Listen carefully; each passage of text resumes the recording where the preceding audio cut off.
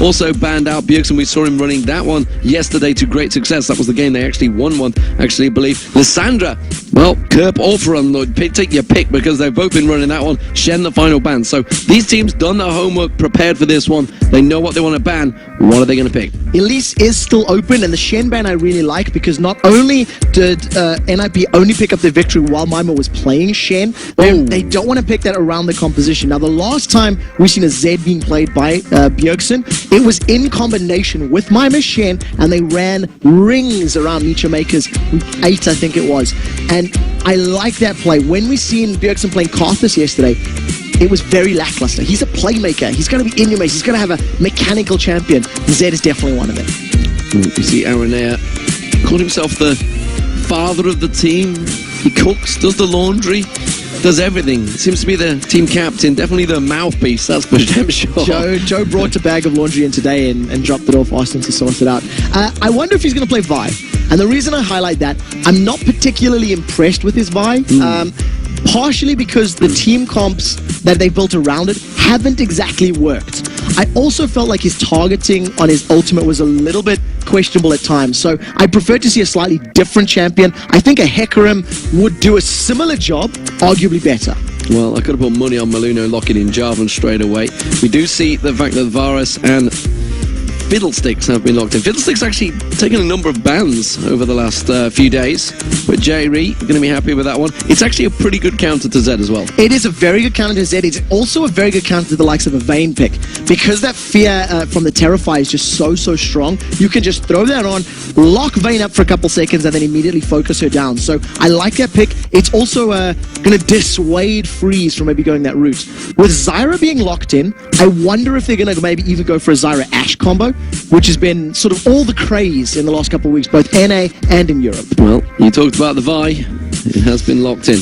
I'm a little concerned, but on the same token, what I'm currently seeing from NIP, it can work. Zed, if you can lock him down, you've got the Fear, you've got Assault and Battery, it's a single target. That's good. I want to see what other carries NIP have to offer, because if there's a bit more AoE thrown into this mix, Vi a little less effective against obviously multiple targets. Can we dodge Assault and Battery with Live in Shadow? There's nothing you can do. Once Assault Battery locks on, you're getting chased down. You sure? 100%. He can get away from the Requiem. 100% certain about that one.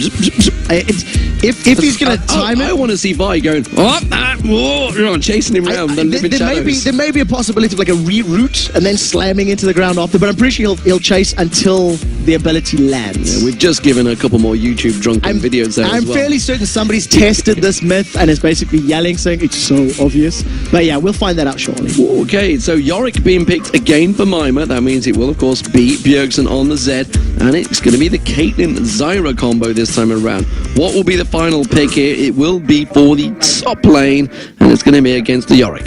So against the Yorick, Wicked ran Aatrox, and he did very well. He died once in lane and actually managed to out-CS Mima's Yorick. The one thing that I do like about the Yorick pick is it's quite a nice counter to the likes of that Assault and Battery. In a team fight, you throw that down on your Zed or your Caitlyn. If they do get taken down due to the heavy focus, they just have that extra leash on life. So I think it's a good pickup, but it's a very unique/awkward composition for NIP, because you generally have hyper carries paired with those Yoricks. And what do we make of Kerp's Karma? He's run it. This is the third time, I believe, now that he's actually used it this over the last few weeks. He used it, I think it was over week 8, week 7, somewhere around there, just after Diamond had used it. And he believes it's strong. How do we feel? The utility that it brings to the table is absolutely brilliant. And when you've got utility from Karma, you've got utility from Orianna, the chasing potential is terrifying. You've both got 2 AoE team-based speed-ups before you've even built in Aurelia's Reverie. So chasing, peeling, running away, it's a very good combo. Both of these teams have got slightly different forms of damage where they're going to be coming out. And I think there's a lot of pressure on both teams' AD carries in this particular matchup. There is Ninjas and Pajamas. We've talked about the pressure that was on Fnatic. Let's talk about the pressure that's on Alternate and NIP, because these guys are tied 13-13. Someone will be leaving this game in around about an hour's time. I'm going to be generous. Give them a lot of time. Someone was going to be 14-13, tied for third place alongside Eva Genius and Fnatic. Someone is going to be 13-14, tied with SK Gaming. It is that close, ladies and gentlemen. There's only 5 more games remaining. 2 more games remaining for both Alternate and NIP. The destiny is very much in their own hands. We'll have to see how this early game goes, because I do feel like both of these teams have got very snowball-heavy compositions, and if they can get a little bit of an advantage, they have the ability to extend that very, very far. A lot of pressure is obviously going to be on Deficio in this game as well. He was quite vocal about his Nami play over the course of the weekend, and he was saying that basically he felt he had his worst Nami game ever. He switched over to Zyra for this game, and against a very mobile team with a Karma, with an Orianna, with a Fiddlesticks, who wants to be jumping at you and cacawing all day long, those Stranglethorns and Grasping Roots could win team fights single-handedly. Why, Nunu, why? That's all I'm hearing when I hear Kakar. It's the famous hotshot GG, which is no longer a player in the LCS, it's sad to see. But COG TSM, we can talk about it. I feel 24 hours is not quite enough. I want to get closer. North American LCS, we're going to talk about that later, ladies and gentlemen, because I want to see if this is going to actually break into a fight. Alternate looking to go deep here. They want to get aggressive. They're throwing out everything in towards that bush, but unfortunately for them, NIP are not there, and they are going for the counter. So what we did see there was a nice play from Kerp. He popped that Mantra charge from his ultimate onto the Q, the inner flame, and it gets the AoE slowdown. So if anybody had been in a defensive position, they would have been caught out, and it would have allowed them to get some more CC on them and possibly kill them. NIP, very, very defensive, but thanks to seeing all of Alternate invading, they've actually got more deep wards than what Alternate currently have. Yeah, indeed. They just weren't aggressive on that one. All they did is put a singular ward down. I'm sure they know that the fact there is one in that bush, one at the red buff.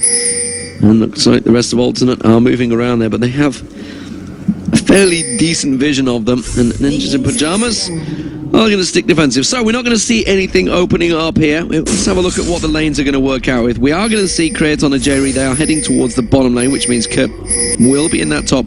We should mention actually that Kurt picked up teleport as well towards the end there, so he's got teleport flash.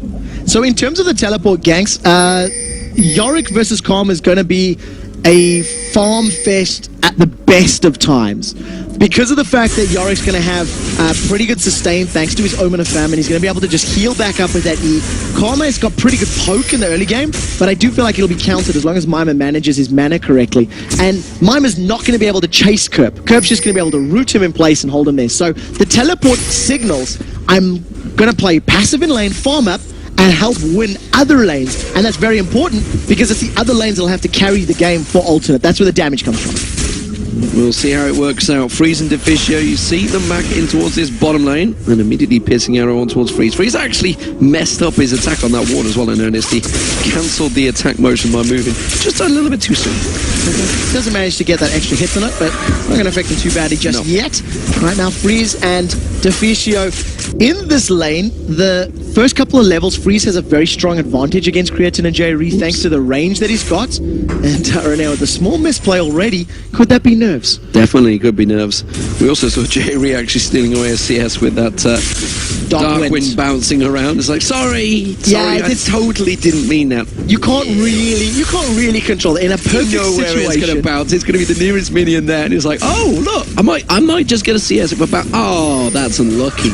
Just playing devil's advocate at the moment, throwing out those silences, and it's a bit of a pain to deal with. But at the moment, Freeze and Deficio using that extended range of Caitlyn and Zyra to outrange both Varus and Fiddlesticks, and doing some very good combos. That was a very, very nice, cheeky 90 caliber net into the Peacemaker. If you fire them at the same time, it'll extend from your point of origin. Yeah, indeed it will.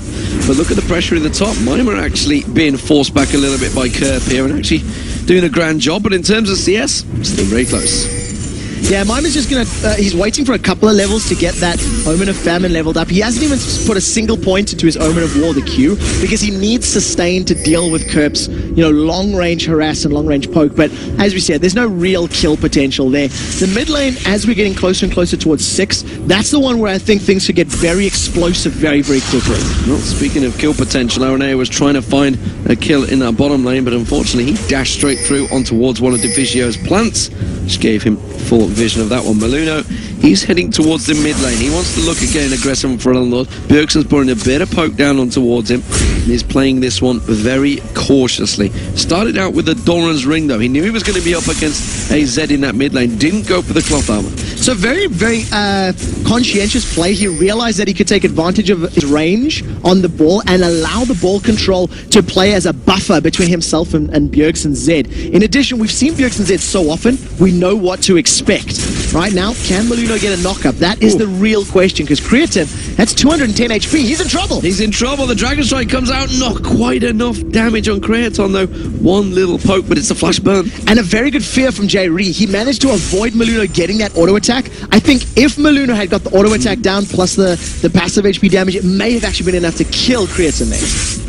Indeed. Let's see how it works out for them. Meanwhile, in this mid lane, we've seen some pretty impressive play from Bjergsen Z over the last few weeks. And unfortunately for him, he's having to start to carry the NIP once again. Well, I mean, he is the carry mid, so it's kind of his job anyway. But for Renlord, how many times have we seen some great shockwaves from him?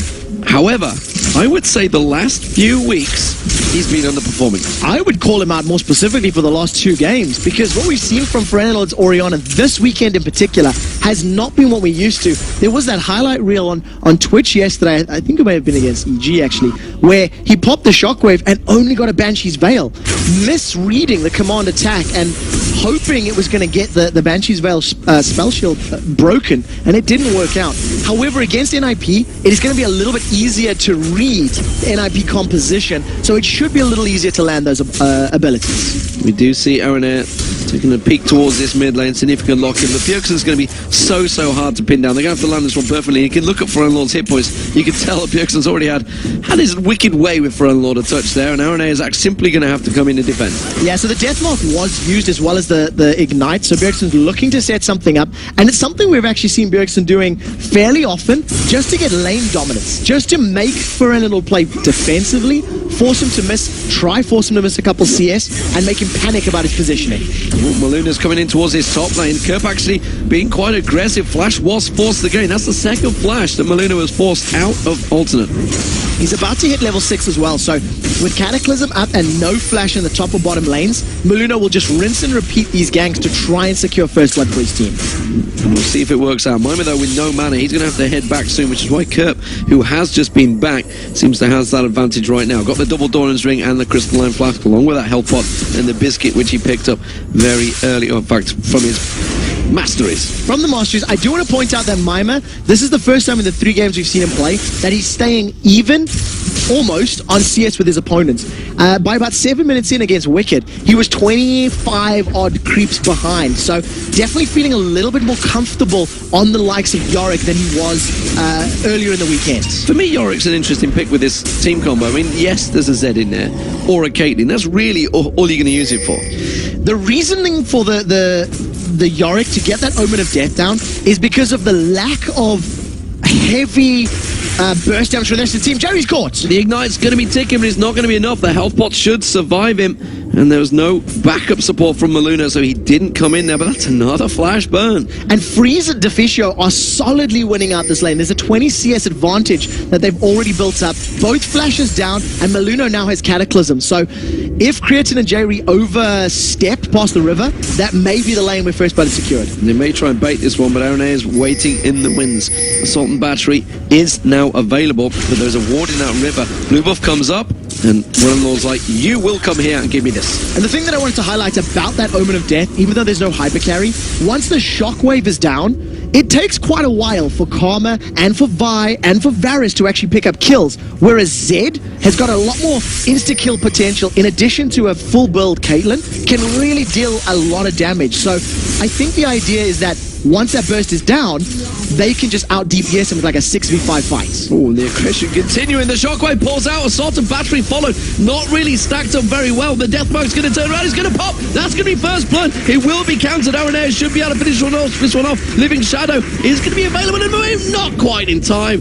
Aronair gets the kill. Yeah, excessive force used there just to secure the kill. It ends up turning it around. Bjergsen did very, very well. And the second he got slammed into the ground, popped down that Deathmark to jump onto Bjergsen, onto Foreign Lord. So great timing from Bjergsen.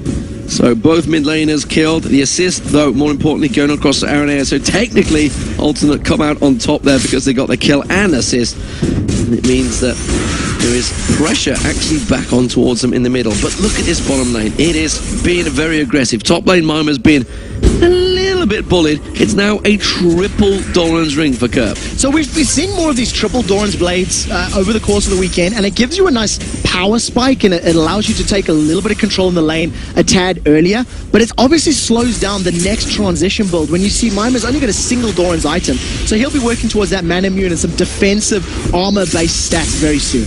Maluna stood on top of a ward net, gets a command attack and dissonance on his head, which forces him away from this one. Well, he's also got Lord having to build up towards that Zhonya's Hourglass very early on, or at least get the Seeker's Arm Guards. It's the one I'm thinking of, holding my arm. I'm trying to think what's the name of this thing. Seeker's Arm Guards. But look at this. We have Zed heading north. So there's very clear focus from Lord to get defensive statistics, and he doesn't have any form of teleport to join up here in the top lane. Deathmark is available for Bjergsen, so we'll see if he thinks he can take out Kerp. Remember, Kerp's got a little bit of extra HP thanks to those Dawn Rings, and here he goes. He's trying to run away from this one. Bjergsen's going to go aggressive. Is it going to be enough, though? Deathmark popped. It's going to catch on towards him. Not going to be anywhere near close enough, though. Does put a good burst of damage down on him, but he buys time, and actually, it's a lane swap coming in here. Mimer's heading down the river. The two members of Alternate, Aranea and Lord, doing good work on this tower. They're going to take it down. Oh, the tower's still up. Is it going to be enough? Oh, the Cataclysm comes out. Lord has got Shockwave, fuses it on towards Maluna. He's going to get dropped. The teleport coming out here. Will it be enough? Lord's going to escape. The Ignite will take him down. Defensive ball. Is it enough to save him? No, not quite. Mimer now getting locked up, but Aranea is going to try and get away from this one. Dashes out there. Bjergsen gives chase. Hasn't got his ultimate available. Can't capitalize. That was a 1 for 0, but more importantly, the mid turret went down when Bjergsen went walking. Very good counterplay from NIP, but they managed to get the teleport. It's not over yet, as Deficio and Freeze are sitting on this bottom lane tower, and here comes Kerp and J-Ree with Crowstorm. Catching on towards Deficio, the slow goes down, Flash already coming out. That's a great grasping root. Kerp in all sorts of trouble. Stranglethorn bounces him up there. Freeze will finish him off, but now he's in trouble. The party time, J-Ree not quite catching on towards him. Freeze does get exhausted down, and Kraton picks up that kill. It's another 1-for-1 trade. They traded 1-for-1, and they didn't take the tower down. So Alternate once again playing, moving around the map, roaming, and that utility jungler or top laner of Kerp, like we talked about, he is being used to pick up kills in other lanes because he cannot kill Mimer. Thanks to the kill onto Freeze, now Alternate have a numbers advantage as they start Dragon. The game opening up a little here, and see if this Dragon does get picked up.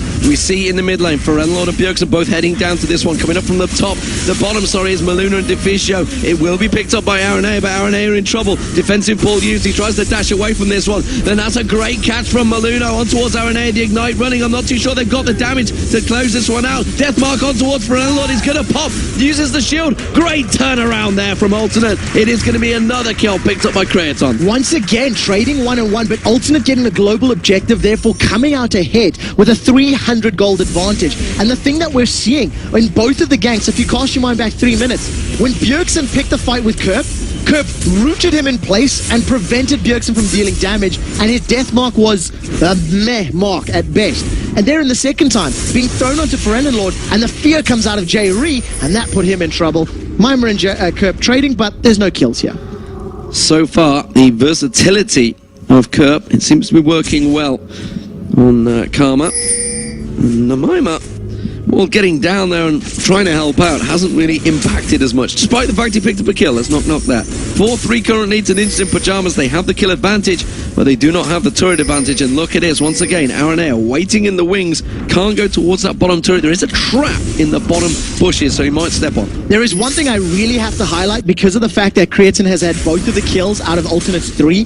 He is currently 50 CS behind that of Freeze because it's just how strong Deficio and Freeze were in those early levels. They forced J-Ree and Kraton back, and because Fiddlestick's fear takes so many levels to become effective, it meant the early game is completely in favor of Freeze and Deficio. The thing is, the kills have kept the gold even thanks to Kraton securing them. As you can see, Aranea looking for a gank. He is taking a walk in towards the bushes. There's a trap just at the end there to feel he's going to step on any moment now. He's dancing around. J-Ree shows himself. He's in pajamas. They're pinging and they're saying, pretty sure there's someone here. Tribush has a Maluno in it now, so it's actually a 3-for-3 in the bottom lane. Teleport not available for Kerp. He's not going to join in. Arena's gone. Oh, JV's staying. He's going to be on his own, doesn't matter. Maluno's backed off for red. Yeah, at this point in time, Ultimate were too far down the lane, and it's actually kind of good that Deficio's grasping roots had missed Creatine or Jerry, because if those roots had landed, Freeze and Deficio may have picked a fight that could have backfired. So, at the end of the day, a missed skill shot there actually may have saved their lives. We have returned back to these standardized lanes, with Ultimate having one tower advantage and a single dragon advantage as well. However, thanks to that immense amount of farm sitting on the side of Ninjas in Pajamas, gold is basically as even as it's going to be. Yes, the pressure situation continues. Just 100 between these two teams in terms of gold, despite that tower going down early on. And actually, with that tower going down in the mid, you'd think it opened the game up a little. But the fact is, Brunel doesn't really want to leave that lane at the moment. Instead, Assault and Battery gets on towards Mimer. He gets annihilated in the top. That passive not going to do a great deal. Now we see Cataclysm onto J-Reed, forces another flash. Cooldown for cooldown, that is a fair trade, that is for sure. And thanks to the poke that Kerp was putting down, they melted Mimer. He's built up no armor, no HP, no magic resistance, and he's basically just as squishy as some of the AD carries right now. A very good gank by Ultimate to secure their 4th kill of the game, potentially the 2nd tower. But this bottom turret, that's in trouble now. Kraton desperately trying to hold him off. Grasping Root actually catching on towards him. Stranglethorn's caught down, bounces him high. Freeze puts the pilt over across. Barrier used. Is it going to be enough? Maluno tries to catch on. One more shot. No. Gets in towards the bushes and an ace in the hole did not land. J-Reed throws out the party. Kerp comes in. Tries to get the flash on there. Gets back to the turret, but the turret is gone already. Maluno's going to have his wicked way of him. Bjergsen is going to chase him down. Flashes away from this. Has he got the versatility to try and escape this one? Slows everyone down. Coming in the backside is Forelnord. Is he going to buy him time? Gets his own heal off once again. And another heal. Gets in the bush. Tries to speed up. Gets the slowdown on Bjergsen. And finally they get the kill on Kerp. Brilliant play from NIP. They pick up 2 kills and a tower. Now, J-Reed actually saved Creatine's life by fearing off Freeze, so he never got to channel and fire the ace in the hole. Unfortunately for Kerp, he didn't look at the HP of the tower, and he got dropped. Forelnord's in trouble. Deathmark on Forelnord is going to pop him. He's going to be squishy. There he goes. It's another kill for Bjergsen. He's 4-2-0 right now. Now, if Bjergsen can continue to do that, finding kills while targets are alone, it's going to play into their favor. And the benefit that NIP has as a composition here, NIP can stay as a 4-man unit and let Bjergsen split push alone as Zed. They can clone off Jarvan, Yorick, or even Caitlyn in a team fight and have a 4.5 versus 5 if Alternate remain grouped up when Bjergsen's split pushing. And simply, that kill comes around from the perfect ward coverage they had. They've got one at blue, they've got one at Tribush, and they've got one at banana. They had full coverage of that bottom area of the map, and it was simply a case of, well, Forelnord's all on his own now. This is going to be a nice, free, and easy kill. Look at this, though. Arena's coming around. Deficio and Maluno are there, actually out of position. Go dashes through and towards the Dragon Pit instead. So we managed just to get out cleanly. They've got now a little bit of awareness of when that red buff is going to be started, and maybe Alternate are going to decide to challenge. Alternatively, that could have been vision being put down in preparation for the next dragon.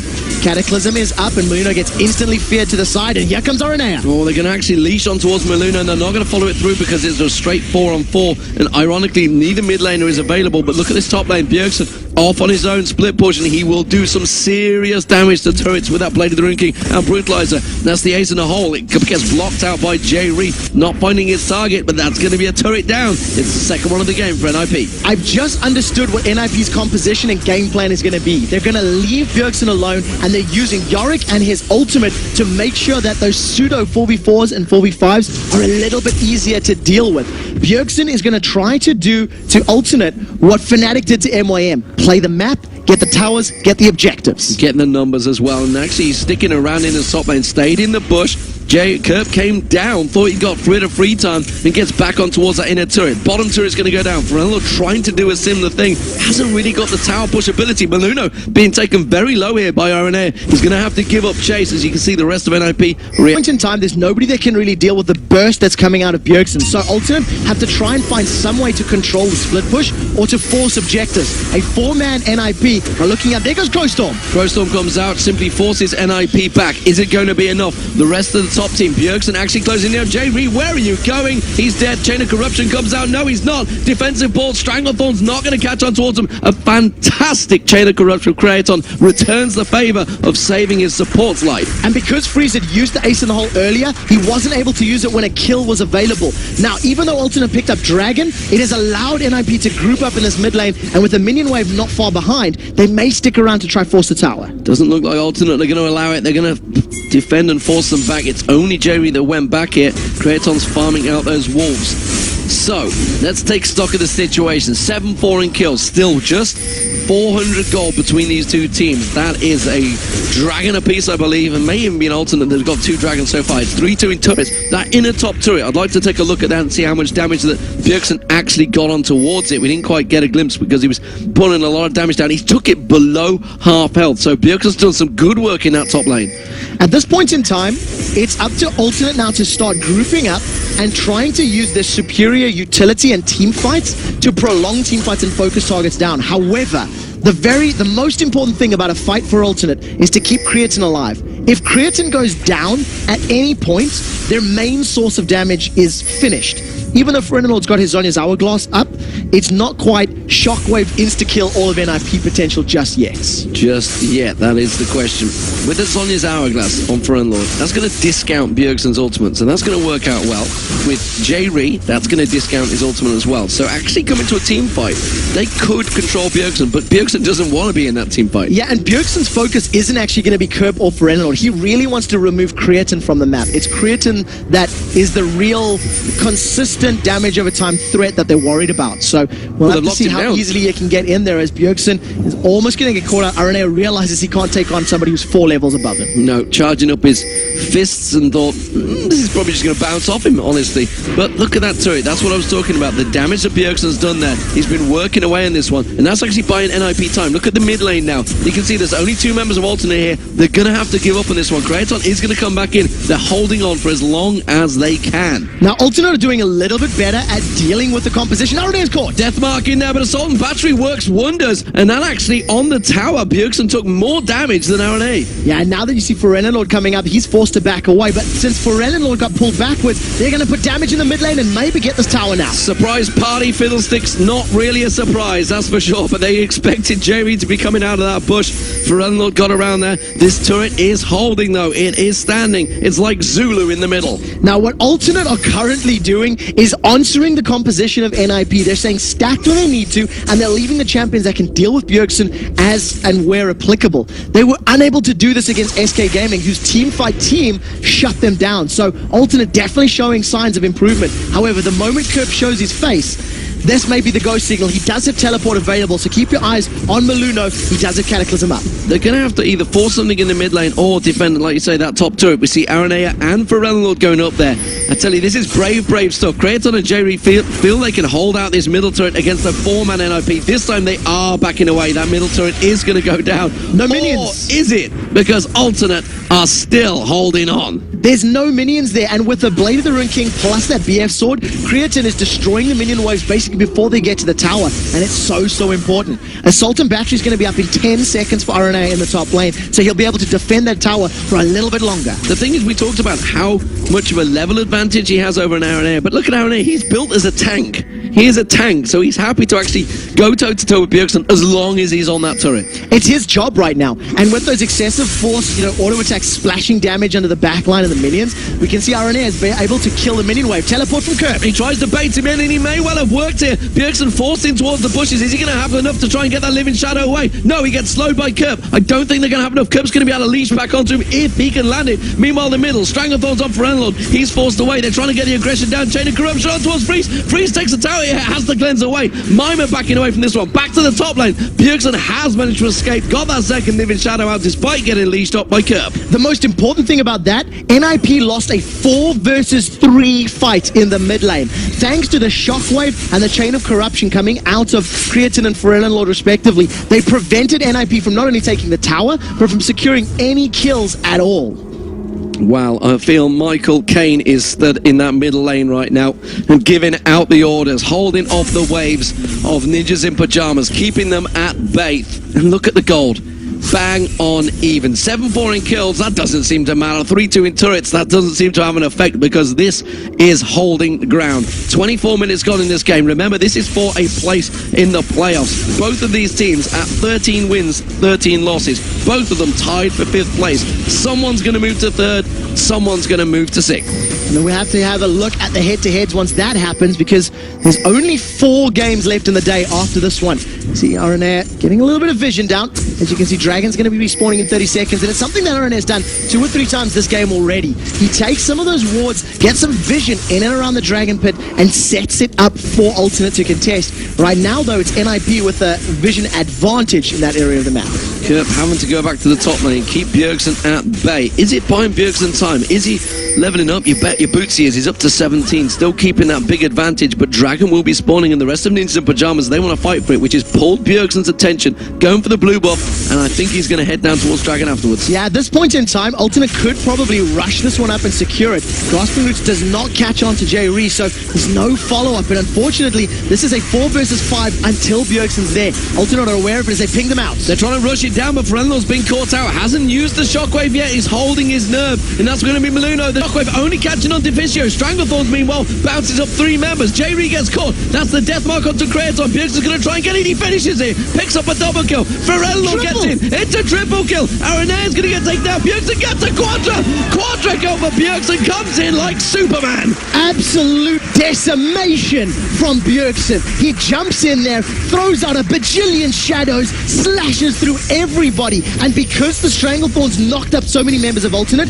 there was no one to lock Bjergsen in place. He joined the fight late. There was no Crow Storm, and there was no J-Ree available because he died so early on. And not only that, he's going to get the Dragon for his team. He's going to take the inner turret in the top lane as well. Bjergsen doing wonders, picking up Ninjas in Pajamas, carrying the entire team on his young shoulders. 8 kills of his team's 11 right now. He's currently sitting on 2,500 gold as he starts to recall and build even more damage. Last Whisper completed, and we'll just have to see how quickly he can destroy people, because even with those Zhonya's hourglasses, it wasn't enough for Kerp and Ferelno to stay alive. They just couldn't time it right, and once Kraton, like you said, went down, that was their main damage source down. He wasn't protected enough, and there wasn't a lot of protection. We should talk about the shockwave. We mentioned it early on, how Ferelno hasn't been catching the key situations. He uses on Mima. Not a great deal of damage coming out here. The fear from J-Ree is going to turn him around. They're going to have to throw a lot more at him, and Bjergsen is back once again. J-Ree just gets melted. Deficio steals the kill nevertheless, but it doesn't matter. We saw all the damage coming out. Zonya's hourglass. He's on the tower. He's on the tower. Bjergsen's going to get caught. Doesn't matter. That's going to be the ghost of Mima using help. Kaliat's gone towards Bjergsen. Kerp's going to get dropped. Zonya's hourglass bait. Is it going to be enough in time? No. Wow. He gets himself another kill. Bjergsen is on fire. He manages to get a kill and 2 assists, plus secure the tower for NIP. Freeze has been untouched during the course of that fight, and Ninjas in Pajamas are now on the inner middle turret. We talked about the Ghost of Christmas Past from Mima's Omen of Death, and that is how they plan to use it in every team fight. It is working perfectly. Ninjas in Pajamas, it was an assault on the middle-ry. It was a battery from Alternate to keep them away, but it's Ninjas in Pajamas that are now beating down the door. Chain of Corruption on Deficio. Stranglethorns used in full defensive formation. Ace in a hole, landing on Kraton. They could turn this one back around. They have to be careful. The death time is still up on Bjergsen, so they feel safe right now. Ferelno Lord and the rest of Alternate need to realize that NIP will jump on them at a moment's notice, and Ferelno cannot look to use that shockwave just on a single target. Kerp wants Deficio. Oh, he tries to dash in. Not quite enough damage on him, though, unfortunately. Teleported and with the home guard boots. A lot used to get that one kill, and it was only on a support. Alternates are firing their abilities prematurely here. Shockwave in the mid lane for Mima. Teleport in the mid lane to try and kill a support Deficio. What was Alternate's plan afterwards? After they got Deficio, hey, let's challenge for Baron maybe? Against every single damage dealer of NIP? I'm not sure what they're doing in that situation, and it could just be nerves. It could just be pressure. This is Alternate on the cusp of going 0-4. And you see that, J-Ree, well, he's biting his nails, he's wiping his forehead. The pressure almost certainly is on Alternate right now in the bottom right-hand corner of your screen. 14-6 to Ninjas in Pajamas. It was so tight. It was equal in gold, and Ninjas in Pajamas have picked up this game and run with it. It is not a snowball, it is an avalanche right now. Let's be honest, Bjergsen picked it up and threw it as hard as he bloody well could. Managed to just get so much momentum now for NIP. And with the pickup of the Quicksilver Sash, the fear is no longer going to be a problem. The silence is no longer be a problem once he throws himself into a team fight. And you know, once he does die, he's just going to come back with the Omen of Death and continue tearing through Alternate. However, if he dies, there is nothing left for NIP to fall back on. So always remember that. Always remember, if Bjergsen goes down, what else are you going to do? He's got all their golds. I am not so convinced right now. I think Freeze has now gotten to a point where actually he would do a lot of damage, because they've built so heavily with their Zhonyas, with the magic ability. They've actually, you look at Curb, you look at Frenlord, they are going to get melted by Freeze. If Freeze is caught out, if there's no Deficio as a front line, it allows all of Alternate the mobility to run through the Jarvan and the Yorick and then get to Freeze. So the onus is going to be on the Cataclysm and Deficio to protect him and keep him safe. But I do feel that if there's no damage threat bursted from Bjergsen, that the movement and the damage from that Karma, Orianna, Varus combo should be enough to get to him, but we'll see how these fights pan out. Well, Fortitude Pop being picked up by Bjergsen. He is very confident now. He is cleaving his way through. He's already done a lot of damage to this turret. You can see this is what he's done earlier on, all on his own. Freeze quite happy to tank it up while the rest of the ghosts take the hits. And that is another turret down. 6-3 in terms of turrets. All of the inner turrets are down. It's siege time for NIP. I want to highlight one more flaw in the NIP composition. They are almost all physical damage based. And with the mass amount of armor they're building up, Aranea is so tanky right now. Randian's almost completed. They're going to jump on it. They're going to jump towards him. That's actually, if they'd have hold the nerve a little bit longer, they would have found a much juicier target. Doesn't matter. Cataclysm comes in. Jerry locked up. He's going to have to use his party, but it's too late. And that's going to be Maluno. They're getting locked in. Look at Bjergsen. He's in the back line. Greaton goes down. Frenlord, Ace in the hole ain't going to save you, son. You're going to go down. It's a double for Bjergsen. They are just trouncing through Alternate. This should be Baron for NIP or an inhibitor. The question is, what do they value more? They've lost their jungler, and Aranea is still up with smites available. And I was highlighting the fact that they're all physical damage. The moment Alternate are able to survive some of that physical damage, that they get Thorn Mails up and more Frozen Hearts or Randuins, maybe. But the problem is, they're not going to survive long enough to get to that stage. And honestly, it could have gone worse for Alternate. Aranea kind of, but the fact that he didn't check that bush gave his whole team a false sense to say, oh, it's safe, we can all walk down here. And surprise, came out NIP, and J-Ree's Fiddlesticks wasn't enough to turn things around. Deficio 2-0-10. We mentioned the Stranglethorns earlier, how that turned it around. Again, he placed it in perfect position there, buying time for Bjergsen to just run on through the team. And remember that every time the NIP fights in these enclosed spaces, all of that splash damage from Bjergsen's perfect. He was stood right next to Frenlord and Creatine, and when he was using all of his abilities, it hit both of them at the same time. That's double the damage at the exact same cost. And that's exactly what NIP want to be doing. Alternate ideally want wide, open spaces to run around in, use the utility that their team offers, and chase and run in, run out. So every time you're in the jungle, NIP have a strong advantage. And Bjergsen now at 11-3-2. Sort of the Divine picked up. Just wants to get those crits in a little bit more, just to make sure he really doesn't miss anything, miss those targets. And Ninjas in Pajamas honestly have full control of the map. They can go where they please. It's like a 5-man Mundo team. There is no one that can survive the damage he's putting out. Deathmark, then you follow up the Sword of Divine, and your critical hits get double damaged. That is scary. Aranea wants Bjergsen, he's going to dive. No, I thought about it. He ran the other way. He dived. I would. Dived away. I'd be diving the hell out of there, that's for sure. It's buying Ninjas in Pajamas time. They are starting to assault the bottom lane. Look at Deficio, look at Bjergsen. They're looking to try and find a pick off the side. Creaton would be a nice, juicy target if they can find him. Ace in the hole, just simply being burned out to use that cooldown, to keep the poke down, to keep the siege running on Alternate. Every time they throw something out, they're not doing a great deal of damage on the turret. Curb trying his best to keep them at bay.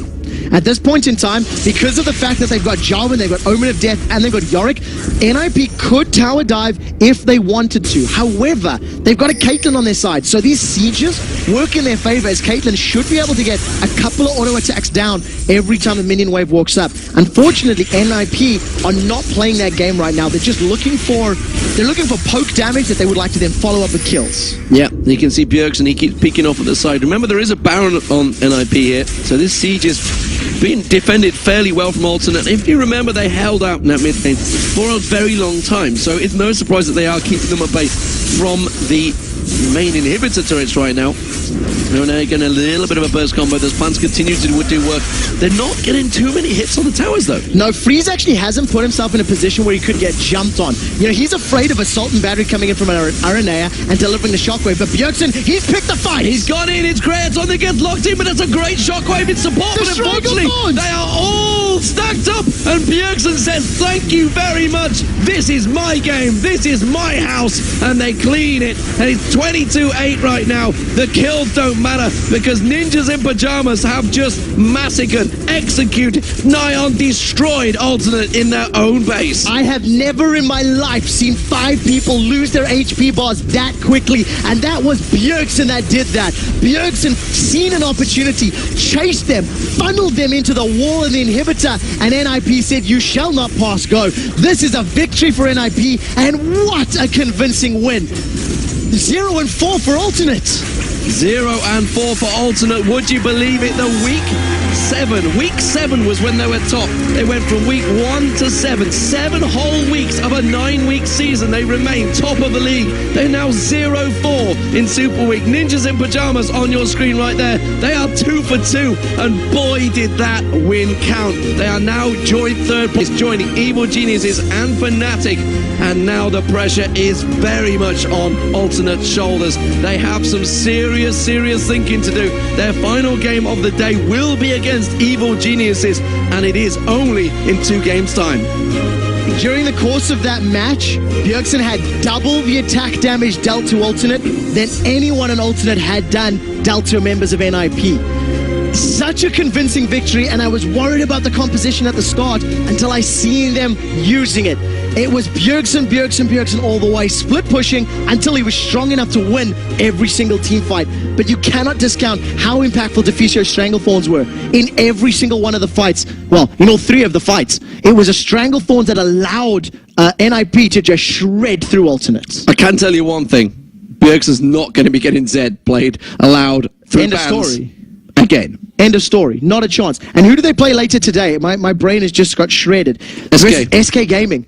Ocelot likes to play Zed as well. Now, NIP have first pick in that matchup. So, if Ocelot's banning Zed, what is he thinking to play as well? This is awesome. This is indeed awesome. That's why it is called Super Week, because it is goddamn exciting You could stuff. say it's super. I wouldn't go that far. I wouldn't go that far because that word is one of my... I hate that word. I hate super. I absolutely detest that word. Nevertheless, 4 games remain of Super Week here. Of the 20 that we've had so far, it is still all to play for. But Ninjas in Pajamas have put themselves in a very good position. And Alternate are now joint 6th with SK Gaming. I cannot believe I'm saying that after... DreamHack starts, after Moscow, after what they saw in Tenerife. Alternate have absolutely let it slip away. And they are one of the most jovial teams. We saw them with the boot camp. It seemed to be brilliant for them. Everything seemed to be in their way, and yet they've actually played great this Super Week, but a 0-4. Unfortunately, everybody else is just stepping up when they need to as well. And we've got this like super in-depth Excel sheet that we're currently working through. There were 64 options at the beginning of the day. It went down to 32 after game 1. We're now at 16 different variables, excluding all the tiebreakers and things like that. But we're currently working our way down to that final top 8. And hopefully a couple tiebreakers. We'll get to those standings in a few moments, guys. Don't worry. But first, we want to go over to Joe and Jason to take us through the execution of Alternate. Thanks a lot, guys. And, well, the execution of Alternate's probably right there. Yeah, I mean, I look at my notes right now, and every single line of what I've written down says Bjergsen, so that kind of gives you an idea of what happened in that game. Yeah, I mean, that whole quadra-kill thing was just absolutely ridiculous. I'd love to show you that again, but fortunately can't. But, you know, it was all about Bjergsen. First blood, that amazing turnaround that he pulled in there obviously got things started. Yeah. He just didn't stop. That was the problem. Yeah, actually, I talked to NIP last night, and I was curious, like, what are they going to do this game? They haven't looked too good this whole weekend, and Ficio was telling me, like, we're going to camp middle, and we're going to camp bottom. We're going to let Mimer sit up there. We want to get Bjergsen rolling. And that's exactly what they did. They got him on his Zed, which he's done so many times, so many outplays on it, and just killed middle as much as possible. And then when he had the ability to roam top lane, just sit there, and you saw Alternate. They tried to respawn. They sent up multiple people trying to kill him, and yet they couldn't make that happen. And his damage in fights, like that fight at Dragon where he did get the quadra kill, you just saw everyone on the team just get shredded down because they're all grouped up for his abilities. And as people keep saying, Bjergsen, he's kind of proven right there that he is one of the best mid laners in Europe, easily. It's not the first time that we've really seen him do that well on Zed either as well, which kind of surprised me that went through. Just one last topic there as well. We heard Trevor talk about Yorick and how we usually see him with the hyper carry as well. Bjergsen made himself that hyper carry there to the end, and, you know, you've got to kill him twice. Yeah, and the thing is, you usually associate Yorick's ultimate with an AD carry, but you don't really need to do that. I mean, like, any champion that can cast spells, you know, consistently, like Karthus, he's amazing for a Yorick ultimate because then he can die, get in a better position, die again perfectly right there, kind of thing. But yeah, so when you saw Bjergsen go in, he would just get ulted when he was close to death, and yeah, you kill him once, but can you kill him twice? And Alternate didn't have the health bars, the defense, the attack to really do that. Well, solid win for Ninjas in Pajamas. We're going to head over to Shox, who sat with the man himself, Bjergsen. Absolutely, thank you, Bjergsen. What a game for you! I don't want to say single-handedly carrying your team to victory, but it was a very impressive performance for you. So, tell me, coming into this one, you guys, both Alternate and NIP, you needed this win so much. Tell me about the last moments before the game. How was the atmosphere of the team? What were you talking about? We were pretty much just preparing. We were all really ready for this match. We felt like this match was ours, and everyone came in with the mindset that if we played our game, we could win this game, and that's what it ended up with, us winning. And ever since yesterday's game against Fnatic, we were all just thinking about this game, preparing for this game, thinking out every single possibility that they could do and we could do, and we were really ready for this match. Yeah, you say you thought that this game was yours, and you've also said in the clip before, I think it was the Ficio, the thing about Alternate is they can be really predictable in their picks, and is that also what you encountered when you went to do picks and bans? Yeah, I felt really confident first picking Zed, because most of Reynolds' champion pool don't really counter Zed, unless he had picked up something new, but I still felt like if he picked something new up that could be good against it, I could still handle it. So I felt really comfortable first picking this Zed, because we have a good idea of what they play in every single role, and they actually picked the exact mid, jungle, and top as we expected, and also support. So on that regard, we did really good expecting their picks. Tell me a little more about that Pharrell Lord matchup against you. Do you feel like you have an easier time beating him this time around because you know what is in his champion pool and you kind of work around it every time, or? It's not really about working around it, but I was highly expecting a Zed ban because Zed is pretty good against most of his champion pool, so I definitely expected a Zed ban. I was really surprised, and I just told my team, just first pick it. Like, my team was like, you sure? And I'm like, just first pick it. Because I just felt pretty confident against his picks. I was kind of afraid he was going to pull out maybe a Kale or something, but yet again, I would still just adapt and play safe. All right, and tell me about going into the game with your comp with Yorick. Was that to help you being able to split push better, or what was the plan? It's actually to team fight better, because Zed doesn't really do that well in team fights if they all just focus him. But if you have Yorick reviving him, then they're going to have to kill him twice. And if Zed is farmed from split pushing or from getting kills, then they have to kill him twice, and then you pretty much can't do anything in team fights. It's really simple. The Yorick just ults the Zed every time. There's pretty much like no thinking. Usually Yorick really has to think about who to ult and when to ult, but when I jump in, he just has to ult me, and he did that every time. It pretty much won us every team fight. Yeah, and you snowballed really hard, and this was a very, very convincing win for NIP, and it kind of makes me wonder, what about those other performances lately that haven't been that good? Is it because you're now down and out? Is this where you thrive? Just to know, we just have to do it, and we'll do it. I don't know. We've had some ups and downs, both in practice and in LCS, and I feel like I myself could definitely play way better, and we could definitely play way better as a team. Every single week we learn. We're like, why didn't we do this last week? This is exactly what we needed to not lose that game or something like that. I feel like we're always learning, and we can just continue to learn, and we'll constantly get better. Okay, so maybe if you learn a little more, you'll get a pentakill on Zed next time? Hopefully. Maybe. Thank you very much, Bjergsen. All right, we're going